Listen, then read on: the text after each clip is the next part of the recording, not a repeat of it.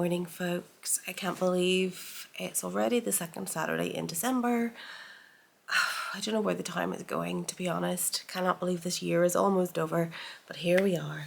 Anyhow, quick catch up this morning, just to open my advent calendars, and then I'll be heading out to get some chores and whatnot done, and then hopefully pop out to Rowallane Gardens, National Trust property, where they're having their Christmas market. So I don't know what's going on here today at all. This was like the most rushed job this morning. So again, Henry was a little bit poorly last night. So yeah, I'm a bit thrown together, to say the least.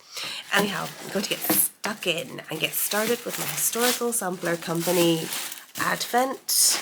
I said it was 14th, didn't I? I have to remind myself. So here we have 14th. What is inside? Oh, look, it's another magnetic needle minder. That's the second one to come in the Advent box, and I am definitely not complaining about that. I love these things. I always have one on me when I am stitching, and I'll just show you, just in case you missed my previous vlog, that was the first one that came. So they're both absolutely beautiful, aren't they? Lovely. That's a good day already. So let's get into the M&S Advent, the Beauty Advent. Day 14, here it is. What's in here?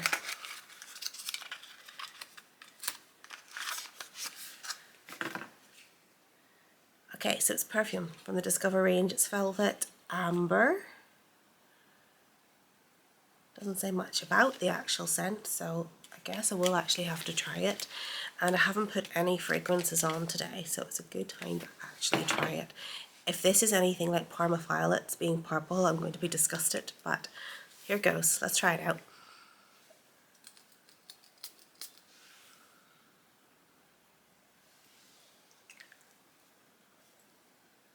Well, it's not sickly. It's definitely sweet. But it's not sickly. Amber tends to be an okay note, actually, doesn't it?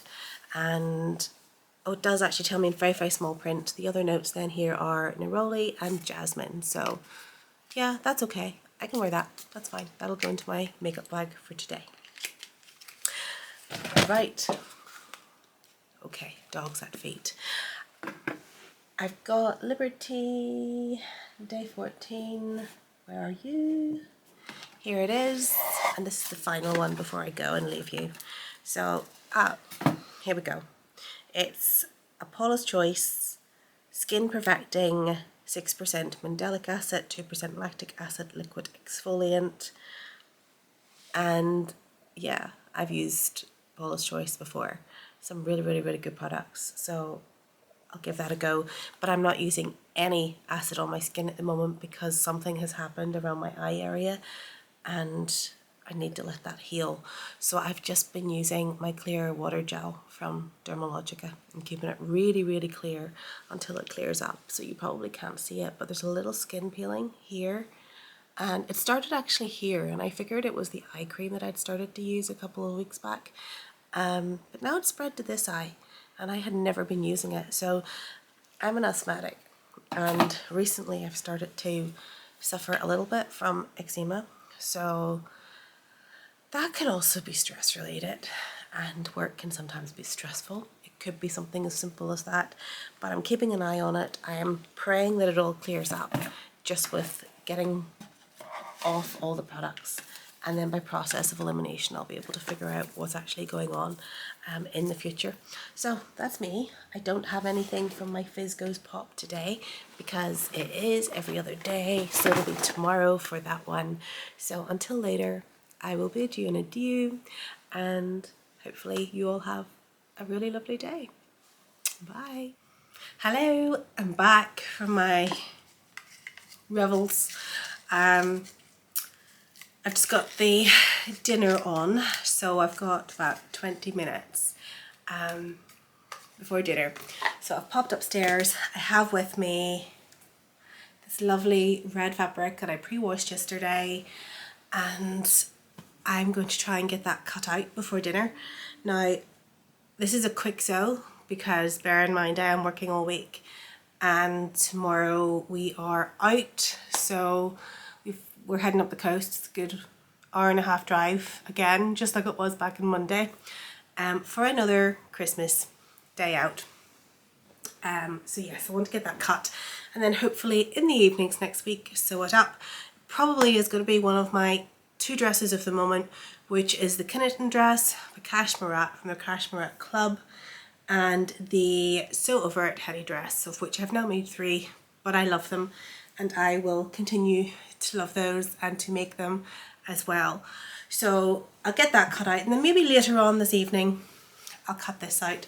I'm actually wearing a dress I haven't shown you yet. So this was, do you remember a couple of weeks back, more like a couple of months back, I don't even remember when it was, I got this lovely William Morris Strawberry Thief print cotton jersey at a local fabric store.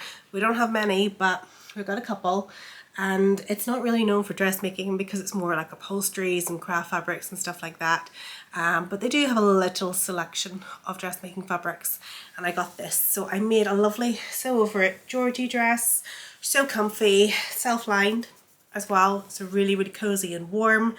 And yeah, I just made this to stick in my suitcase to wear over to Paris, and then because I wore it on a day it was pretty cold, my coat was barely off.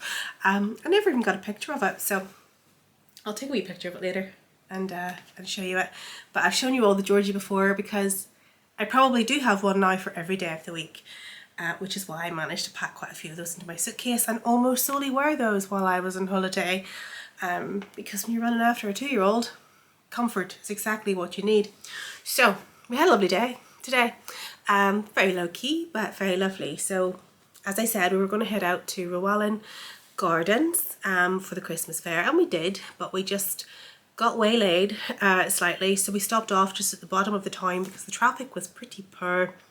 And also by the time you get to most National Trust places on a busy day when there's an event happening, the food's not great, there's not much left.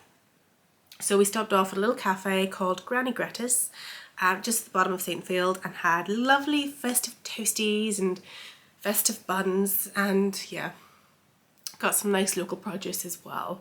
So there was actually a farm shop at the other end of the town. No, it wasn't the other end of the town, it was on the way home, and I managed to get lots and lots of fresh produce while I was out today too. So I always love popping into farm shops when I'm out of the environs of my hometown, which is called a city, but it's not a city. Complete and utter falsity. Anyhow, yes, so we went there, we had lunch, it was lovely. They gave me some fresh mistletoe, which is so hard to come across, but they gave me some because I was kind of like admiring the fact that they had it. And I remember when I was a little girl, it used to be quite easily found. I haven't seen it in years, so it was really nice to come across that, and I'll have to just get a nice gorgeous festive ribbon and get it hung up at the door, because we Celts always believe that mistletoe will stay off the evil spirits for the new year. So I'm going to get that hung up. And when I was there, I finally got to Rowallane when I was in St.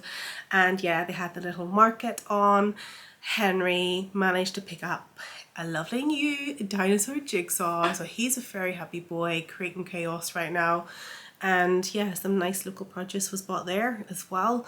So it seems to be a theme going on whenever I go to these places. I tend to just keep picking up food and drink, but sure, what's the harm in that? But they also have a little bookshop, as most of the national properties do. There's only a couple that don't, and they really ought to. They're missing a trick. So I picked up a couple of books while I was there too. This, not my usual kind of read, Wolf by Wolf, which is by Rowallane Gardens. And I remember seeing this coming out, because I'm a librarian, as you know, a few years back. I think it was way back, maybe even 8-9 years ago. In fact, if I look, it'll tell me.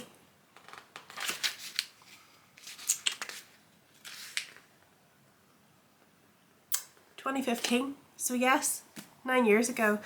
And this was recommended on so many like teenage fiction reads and reading lists. So I never actually read it, even though I've had many teenage reading groups and stuff like that in my time, but never got to it. So I'm going to give it a go. Germany, 1956, over 10 years since the Nazis won the war. 17-year-old Yael is part of the resistance and she has just one mission: to kill Hitler. But first she's got to get close enough to him to do it.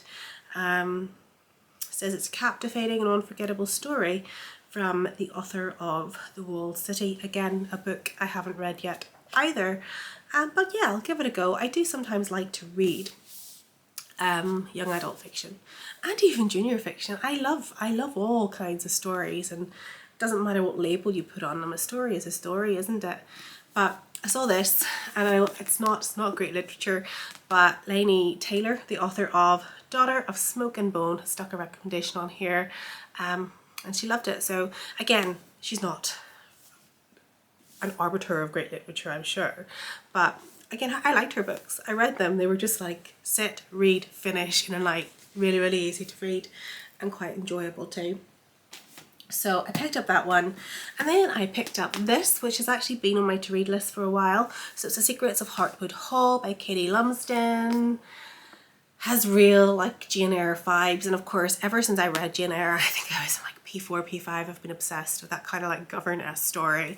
So this is basically just one of those gothic mystery books that I've been meaning to read, and I am sure it does have its resonances of Jane Eyre, but there's some nice recommendations there too, and I'm sure that's the kind of read I'll go through in a night. Anyhow, worth picking up, because that's just my kind of winter story. Winter stories, Christmas stories, they tend to have ghosts anyhow, don't they? So another book that I picked up, albeit in Waterstones, is Starling House by Alex E. Harrow.